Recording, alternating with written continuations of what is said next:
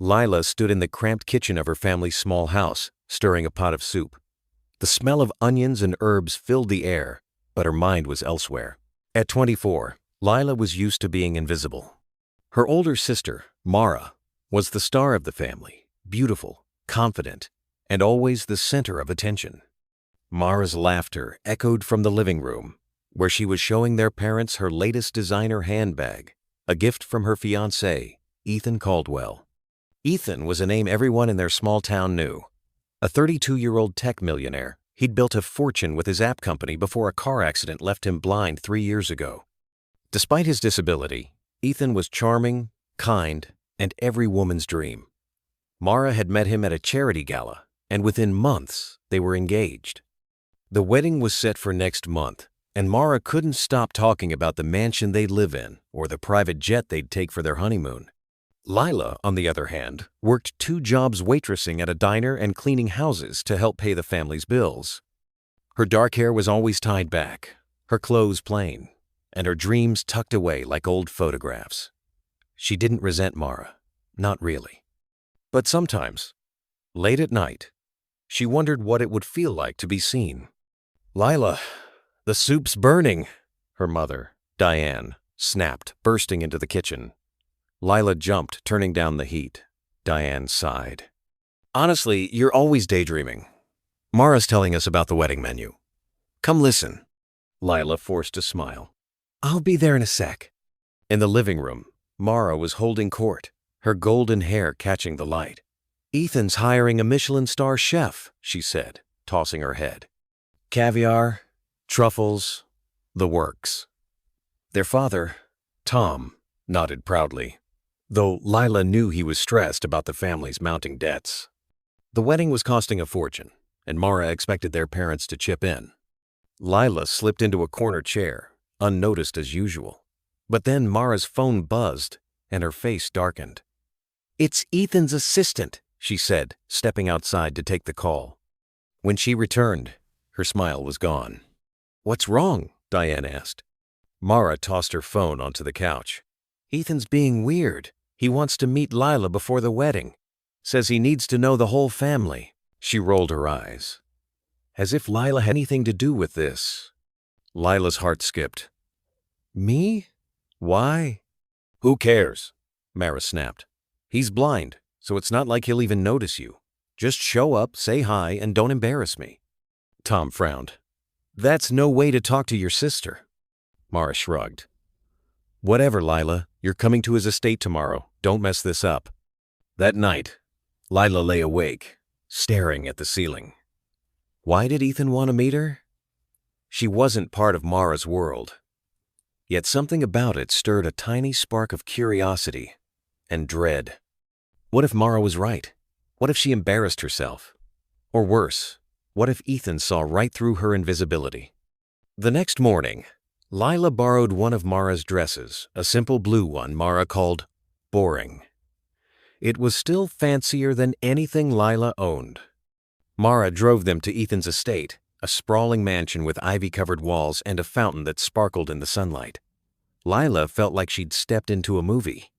"Remember," Mara said as they parked, "don't talk too much. Ethan's picky, and I don't need you ruining my vibe." Lila nodded, her stomach in knots. Inside, the mansion was even grander: marble floors, chandeliers, and paintings that probably cost more than her family's house. Ethan's assistant, a sharp-eyed woman named Clara, led them to a sunlit study.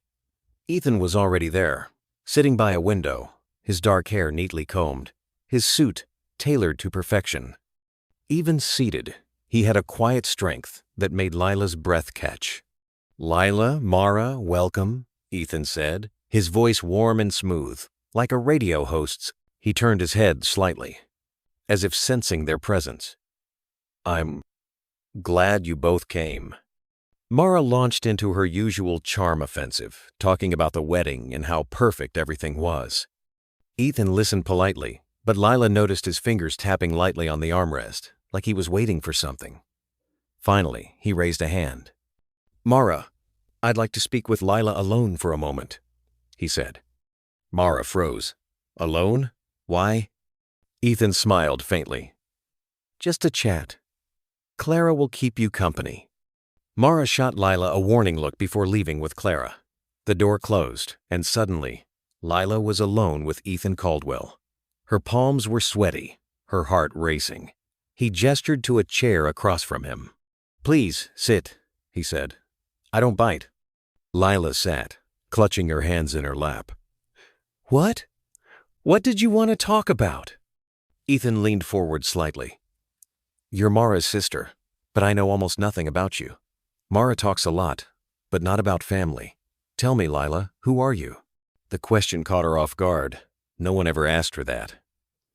"I'm just Lila," she said. "I work at a diner, help my parents. Nothing special." Ethan tilted his head, as if listening to something beyond her words. "Nothing special? I doubt that. Everyone has a story. What's yours?" Lila hesitated. She wasn't used to talking about herself. But there was something about Ethan's voice, gentle, curious, that made her want to try.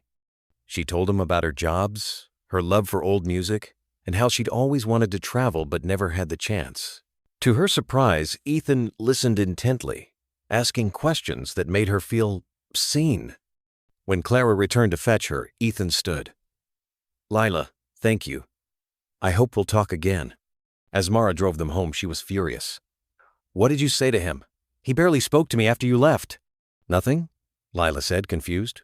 "We just talked." Mara scoffed. "Whatever. Just stay out of my way." That night, Lila couldn't stop thinking about Ethan. His voice, his questions, the way he'd made her feel like she mattered. It was dangerous to think about, but she couldn't help it. Was it possible he'd felt something too, or was she just fooling herself? Over the next week, Lila tried to forget her meeting with Ethan, but it wasn't easy. Mara was busier than ever with wedding plans, and Lila was roped into helping addressing invitations, picking up decorations, and running errands. But every time Mara mentioned Ethan, Lila's heart gave a little tug. Then, out of the blue, Clara called. Ethan wanted Lila to come back to the estate to help with wedding logistics. Mara was livid but couldn't say no without looking suspicious. So, Lila found herself back at the mansion, this time in Ethan's private library. "I thought you might like this room," Ethan said, guiding her to a shelf of old records. "You mentioned you love music." Lila's jaw dropped. He'd remembered. They spent the afternoon listening to vinyls, Ella Fitzgerald, Billie Holiday, and talking.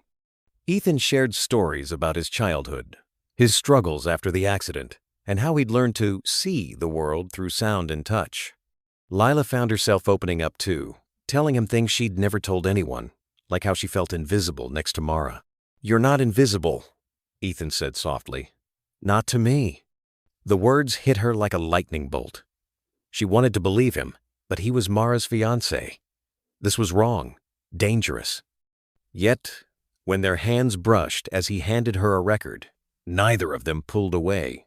That evening, Mara noticed Lila's quiet mood. "What's with you?" she demanded. "You're acting weird."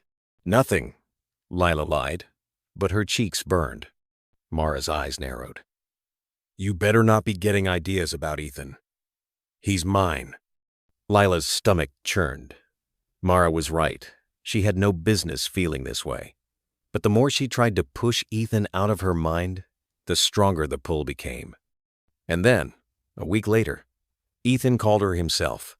"Lila, I need to see you," he said, his voice urgent. "It's important." Lila met Ethan at a quiet cafe on the edge of town, far from Mara's prying eyes. He was waiting at a corner table, his cane resting against the chair. When she sat down, he reached for her hand, his touch sending a shiver through her. "I shouldn't be here," Lila said, pulling back. "You're engaged to Mara." Ethan's face tightened. "I know, but I can't stop thinking about you. Lila, you're different. Real. Mara's all flash, but you're the one I can't get out of my head." Lila's heart pounded. "You don't know what you're saying. You can't even see me." "I don't need to see you to know you," he said. "Your voice, your laugh, the way you think it's enough." Tears stung her eyes. She wanted to believe him, but this was a betrayal. "Mara's my sister. I can't do this to her." Ethan nodded, his expression pained. "I'm not asking you to. I just needed you to know how I feel." They parted ways, but the conversation haunted Lila. She avoided Ethan's calls after that, throwing herself into work to drown out her feelings. But Mara was growing suspicious. One night, she cornered Lila in their shared bedroom. "You're hiding something," Mara said, her voice low. "If you're messing with Ethan, I swear, Lila, you'll regret it." "I'm not," Lila said, but her voice shook. Mara's eyes glinted. "Good, because if you are, I'll make sure you lose everything." The threat hung in the air, but Lila's resolve was crumbling. She loved Ethan. She couldn't deny it anymore. But loving him meant betraying her sister. What was she going to do? As the wedding date approached, the tension in the house was unbearable. Mara was a whirlwind of demands, snapping at everyone, especially Lila. Ethan stopped calling, and Lila told herself it was for the best. But her heart ached every time she saw his name on Mara's phone. Then, 2 weeks before the wedding, Clara showed up at the diner where Lila worked.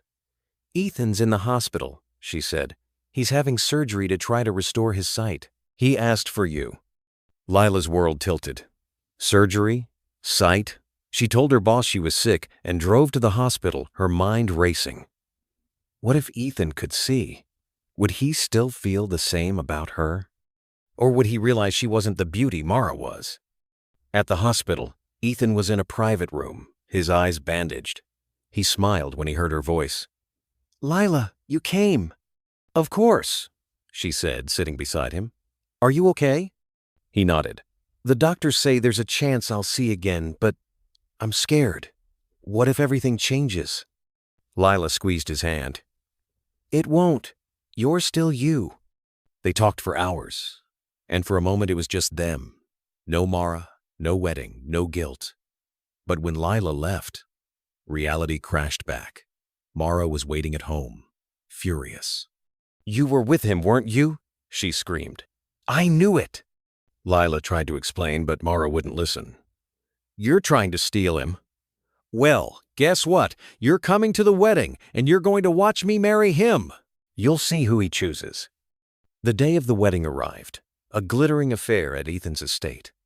Lila wore a plain dress, standing in the back as Mara walked down the aisle in a gown that cost more than Lila's yearly salary. Ethan stood at the altar, his bandages gone, his eyes covered by dark sunglasses. The surgery had been a success, but he hadn't told anyone what he could see. Lila's heart broke watching him. She'd avoided him since the hospital, hoping distance would kill her feelings. But seeing him now, so close yet so far, was torture. The ceremony began, but halfway through, Ethan raised a hand. "Wait," he said, his voice cutting through the music. The crowd gasped as he removed his sunglasses, revealing clear, piercing eyes. He looked at Mara, then scanned the room until his gaze landed on Lila. "Lila," he said, stepping down from the altar. "I need to talk to you." Mara shrieked. "What are you doing? This is our wedding!" Ethan ignored her, walking toward Lila. "I see you now," he said, his voice soft but firm. "And you're exactly who I thought you were." Lila's knees buckled. "Ethan, don't do this." "I have to," he said. "I love you." The room erupted in chaos. Mara screamed, guests whispered, and Lila's parents looked stunned. Mara lunged at Lila, but Ethan stepped between them. "Mara, it's over," he said. "I can't marry you." Mara's face twisted with rage. "You'll regret this," she spat, storming out. Lila was frozen, torn between joy and guilt. Ethan loved her, but at what cost? The canceled wedding was the talk of the town. Mara moved out, refusing to speak to Lila or their parents. Diane blamed Lila, calling her selfish, while Tom tried to keep the peace. Lila felt like she'd torn her family apart. Ethan invited her to stay at his estate while things settled, and against her better judgment, she agreed. Being with him was like a dream walks in the garden. Late-night talks, stolen kisses. But the guilt gnawed at her. Was this love worth losing her sister? Then One night, Lila found a letter slipped under her door. It was from Mara, short and chilling. "You think you've won, but I'm not done." Lila showed Ethan, who hired security to watch the estate. She's angry, He said. but she can't hurt us. Lila wasn't so sure. Mara had always been vindictive, and now she had nothing to lose. When strange things started happening, missing jewelry, anonymous texts, a slashed tire on Lila's car, she knew Mara was behind it, but proving it was another story. Lila decided to confront Mara. She tracked her to a rundown apartment across town, where Mara was living with a shady new boyfriend. "Why are you doing this?" Lila asked, holding up the threatening texts. Mara smirked. "You stole my life. I'm just taking it back." "You never loved Ethan," Lila said. "You loved his money." Mara laughed. "And you think you're different? He'll get bored of you, Lila. You're nothing." The words stung, but Lila stood her ground. Leave us alone, Mara, or I'll go to the police. Mara's boyfriend stepped forward, his eyes cold. "Careful, little sister. Accidents happen." Lila left, shaken but determined. She told Ethan everything, and he insisted on hiring a private investigator. The PI uncovered Mara's boyfriend's criminal record: extortion, assault, worse. Mara was in deeper than Lila realized. Then, one night, Lila got a call from an unknown number. "Come to the old warehouse on 5th Street, a voice said. alone, or Ethan gets hurt." Lila knew it was a trap, but she couldn't risk Ethan's safety. She told Clara where she was going, then drove to the warehouse. Inside, Mara was waiting with her boyfriend, who held a knife. "You're so predictable," Mara said. "Always playing the hero." "Let Ethan go," Lila said, voice steady despite her fear. Mara laughed. "He's not here, idiot. This is about you." The boyfriend lunged, but Lila was ready. She'd taken self-defense classes after Mara's threats started. She dodged, grabbing a pipe from the floor and swinging it at his knees. He collapsed, cursing, and Mara screamed, rushing at Lila. The sisters fought, years of resentment boiling over. Lila pinned Mara to the ground just as police sirens wailed outside. Clara had called them, tracking Lila's phone. Mara and her boyfriend were arrested, and Lila collapsed, exhausted but alive. Ethan arrived, pulling her into his arms. "Don't ever scare me like that again," he said, kissing her forehead. With Mara in jail, Lila's life slowly rebuilt. Her parents apologized, and though their relationship was strained, they were trying. Ethan proposed on a quiet evening in the library, the same place they'd first connected. Lila said yes, tears streaming down her face. Their wedding was small, nothing like Mara's extravaganza. Just family, friends, and love. Real love. Ethan's sight was fully restored, but he swore he'd fallen for Lila long before he saw her face. "It was always you," he said, and Lila finally believed him. As they danced under the stars, Lila felt something she hadn't in years. Peace. She wasn't invisible anymore. She was loved, seen, and exactly where she belonged. But in a prison cell across town, Mara clutched a crumpled photo of Lila and Ethan, her eyes burning with hate. "This isn't over," she whispered. And somewhere, in the shadows, a new plan was forming. Thanks for watching. Consider subscribing to this channel if you haven't done that. It takes 5 seconds and it's totally free. Smash the like button and turn on the notification bell for more stories around the world.